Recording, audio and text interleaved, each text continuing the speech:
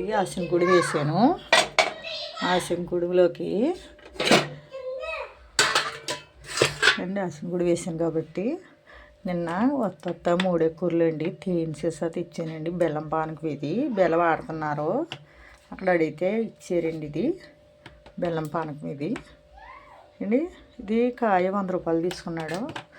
ఇది అట్లోకి కానివ్వండి, ఆసిన కొడుగులోకి కానీ వేసుకోవచ్చు. ఇది బాగుంటుంది. ఇది పానకం వేసుకు తింటే అండి గారెల్లో గట్టి వేసి తినచ్చు. ఇది దీంట్లోకి అయితే గారెల్లో వేసి తినచ్చు, బాగానే ఉంటుందండి. అట్లోకి కానీ ఆసిన కొడుగులోకి కానీ వేసి తింటే బాగుంటుంది. ఈ కాయ 100 రూపాయలండి. కానీ చాలా బాగుంటుందండి పానకం.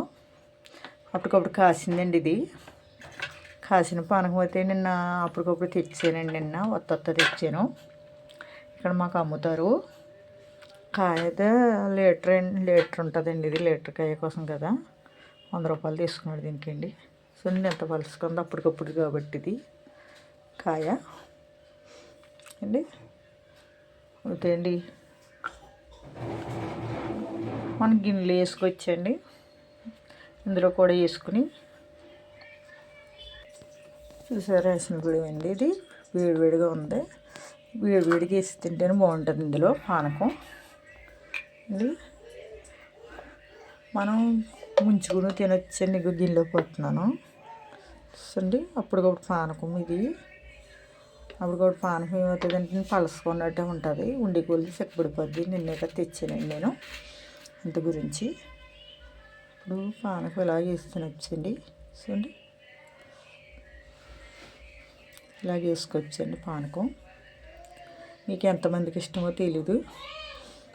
చాలా బాగుంటుందండి పానకం ఇలా వేసి తింటే, ముంచుకు తింటే.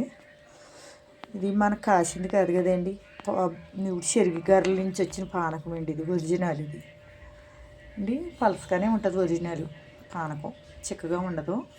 ఉండి కోలు చిక్కబడిపోద్ది అండి. షేర్ చేయండి, గంట చెమ్మలు నొక్కండి, ఫాలో అవ్వండి. నేను పెడతలేదండి మొన్న నుంచి. అప్పుడే నెల అయిపోయిన పెట్టినాను. సబ్స్క్రైబ్ చేసుకోండి, కామెంట్ పెట్టండి. మీకు ఎంతమందికి ఇష్టమో బెల్లం పానకం వేసుకుని తాగటానికండి. ఇది బెల్లం పానకం అంటారండి. బెల్లం రసం అంటారు. దీన్ని బెల్లం పానకం ఎక్కువ అంటారు అండి. ఎంతమందికి ఇష్టమో తెలీదు. టేస్ట్ అయితే బాగుంటుందండి.